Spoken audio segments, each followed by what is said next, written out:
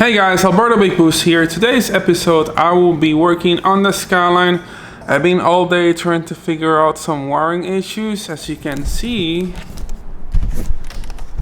not the most fun subject since you have to go through wiring diagrams and stuff. I'm trying to find on this workshop manual the wiring for this car so I can figure out what's wrong with it. It's currently having charging issues. I mean, not really problems charging, but discharging issues. So when you take the key off, the battery is still being drained. There's something staying on the car. I'm trying to trace it down, but for that I need to figure out the manual so I can know what I'm looking for. I need to figure out the wiring for the alternator light or battery light, and then figure out why the AC is staying on after the car's been switched off. Guys, no wonder my car has been driving really bad. I noticed something terrible today, and that is that my front tires are super worn out from camber wear because of the angle kit. You have to run a lot of negative camber, so the inside part of the tire is almost gone. It's right now on the wire. Check this out. If you look closely, the tire looks pretty good from the outside. As you can see, it has a lot of tread. Look at what is happening to the inside part of my tire. It's like literally worn out. It's like, oh my god, it's like I'm riding on this edge of the tire. I'm gonna have to take some camber so I can have more contact surface on the ground. Found the perfect way to solve this issue. I'm going to be mounting my brand new Konig AMPLIFORM wheels. These are 9.5 plus 35 offset. These are 18-inch, by the way, and I'm gonna be using GT Radios 235 40 18 tires. I think they look really good. Let's see how they look on the car. So this is the before shot.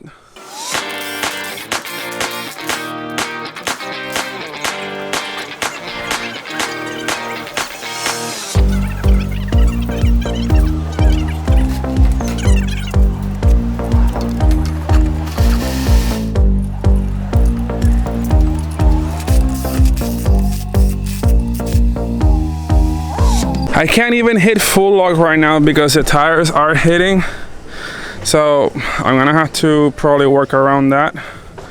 But yes, these things look hot for the street right now. Let's lower the car and see what it looks like.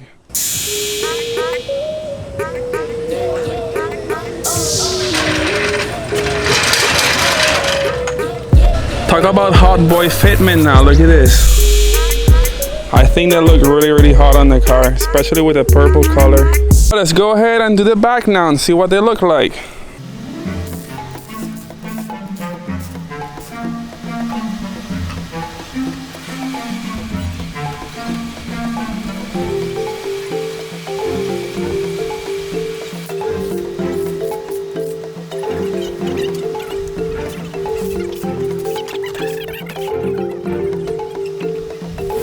Is that proper fitment?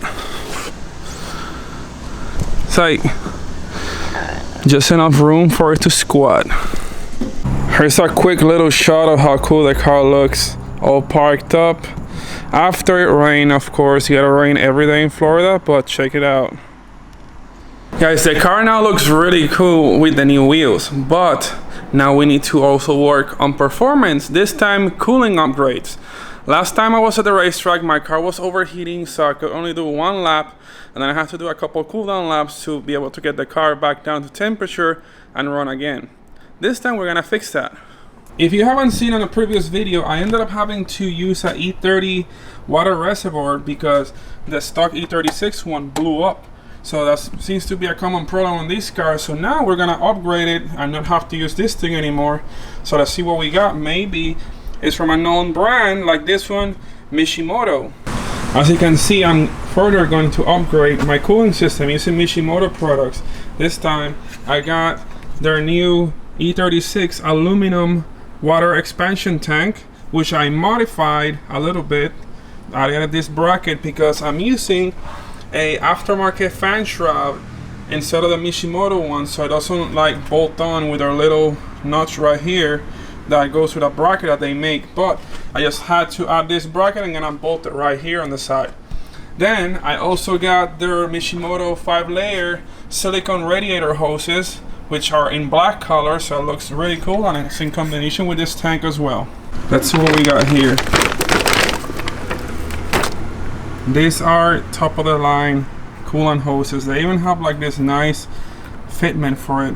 I like that they're orange inside, kind of gives it a really cool accent, and they have their nice MISHIMOTO logo on them as well. Here is the other one. These hoses hold up to a lot more pressure and heat than the factory ones, and also give a nicer look to the engine bay. So if you don't want to have cooling failures, you need to upgrade to some of these.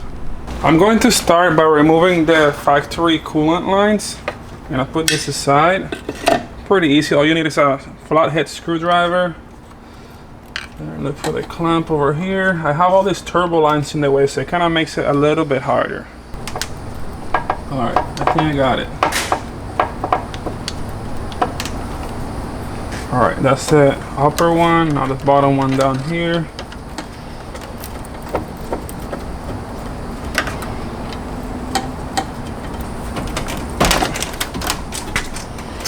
A little pull, and there goes all the water, which I'm running straight water on this thing.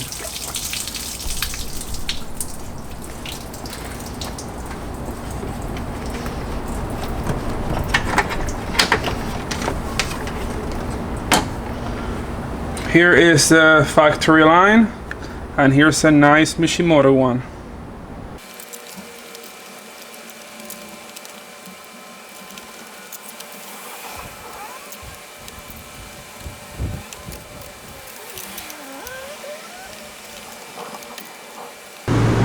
Now we're going to replace the upper radiator hose.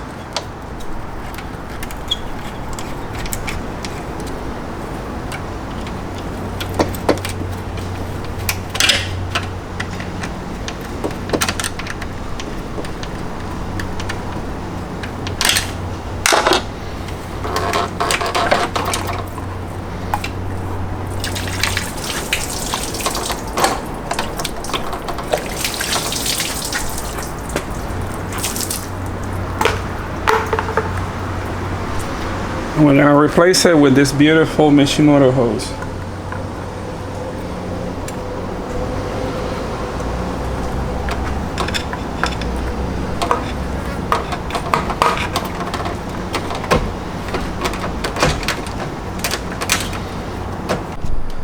Now I'm going to install the new water reservoir.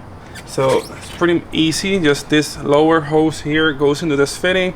I already capped this because I'm using a standalone computer, so I'm controlling the fans with the ECU and not that factory switch, so I no longer have that switch either, so I just welded it shut. And I made this bracket for it as well. It's gonna go the factory angles, moving the hose so it fits good. Alright, so now I know where I want the hose to fit, so I'm gonna go ahead and tighten the clamp.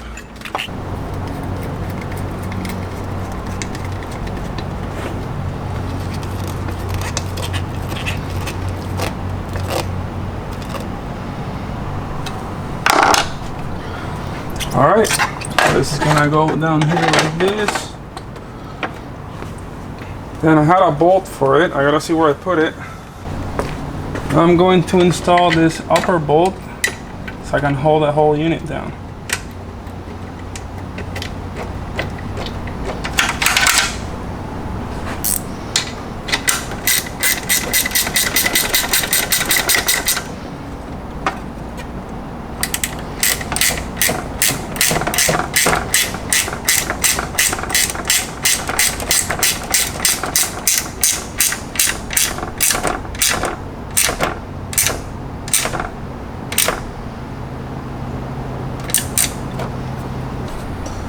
Last but not least is to install this return hose for the reservoir. Tighten it down.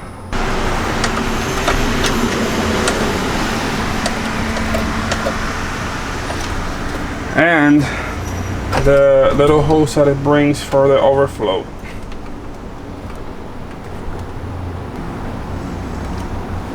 There we go. The installation is now complete. Now, before I do anything, first I'm going to add a bottle of water weather to my system to optimize cooling. This is the stuff that we always use in all the race cars, so I'm gonna use it to further enhance the cooling capability of this setup.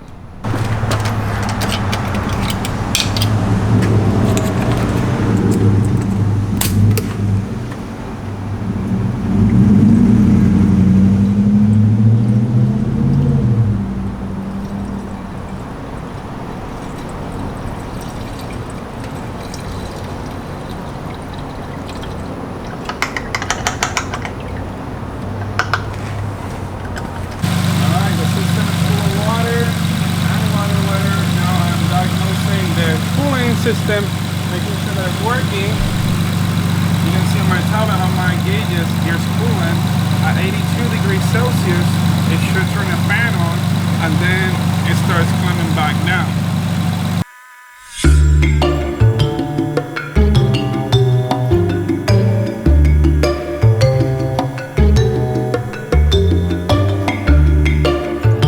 With all of this done, the car is now ready for Orlando Speed World tomorrow, where I'm gonna be testing the new wheels and the new cooling system. Can't wait to go share with this thing. It's been a while and it's a perfect timing because it's a 3-day drift event, but I'm only going 2.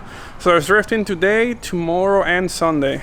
Now that the E36 is done, it's now time to get back to rewiring some of the stuff on the Skyline, because I did some temporary wiring with what I had on the sensor, so now I'm replacing it with quality wiring.